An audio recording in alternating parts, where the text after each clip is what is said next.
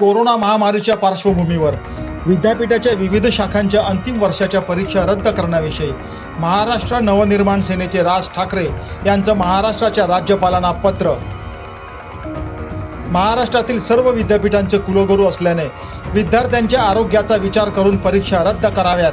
मे महिना संपत आला तरी विद्यापीठाच्या विविध शाखांच्या अंतिम वर्षाच्या परीक्षाबाबत निर्णय होत नाही. त्यामुळे लाखो विद्यार्थ्यांचे भविष्य अंधारात आहे. देश गेले 2 महिने लॉकडाऊनमध्ये आहे. लॉकडाऊन शिथिल झाला म्हणजे कोरोना संपला असे होत नाही. मग अशा परिस्थितीत या परीक्षा घेण्याचा अट्टास कशासाठी आणि कोणासाठी? ह्या रोगाचा प्रादुर्भाव जबरदस्त आहे.